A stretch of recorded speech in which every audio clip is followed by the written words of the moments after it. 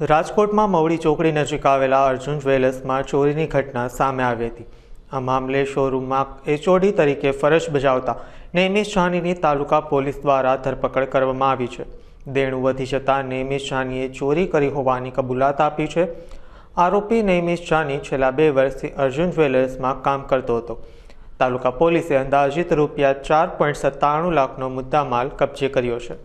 Arjun jewellers Mavdi road Mavdi main road ઉપર જ્વેલર્સમાં એ જ્વેલર્સની અંદર કામ કરતા નોકરી કરતા કર્મચારી નૈમિષ વિજયભાઈ જાનીએ અલગ અલગ દિવસોમાં જે સોનાના દાગીનાની ચોરી કરેલ, જે 15 માર્ચથી લઈ અને 24 મે સુધી અલગ અલગ દિવસો દરમિયાન ચોરી કરીને જે 24 મેના દિવસે સ્ટોકની ગણતરી કરતા આટલો સ્ટોક જે ટોટલ 252 ગ્રામ સોનાના દાગીના ઓછા જણાઈ આવેલ, જેની કિંમત 25,62,500 રૂપિયાના ઓછા જણાઈ આવતા સીસીટીવી ફૂટેજ ચેક કરતા આ નૈમિષ વિજયભાઈ જાનીએ ચોરી કરેલાનું કબૂલાત કરે। ત્યારબાદ પોલીસ સ્ટેશન ખાતે રાજકોટ તાલુકા પોલીસ સ્ટેશન BNS કલમ 306 મુજબ હિતેશ ભગવાનજીભાઈ વસોયાએ ફરિયાદ આપેલી અને હાલમાં આરોપીને ગઈકાલે અટક કરેલ છે ને તેની પાસેથી 45 ગ્રામ જેટલું સોનું રિકવર કરેલ, અંદાજિત 5 લાખ રૂપિયાનું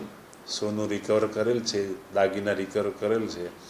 તેમજ હજી એના રિમાન્ડ લઈ અને આગળની કાર્યવાહી રિકવર મુદ્દામાલ કરવાનું તેનું દેવું થઈ જતાં એણે આ કૃત્ય કરેલાનું જણાઈ આવેલ છે। હાલમાં તપાસમાં છેલ્લા 2 વર્ષથી ત્યાં નોકરી કરતો હતો અર્જુન જ્વેલર્સમાં।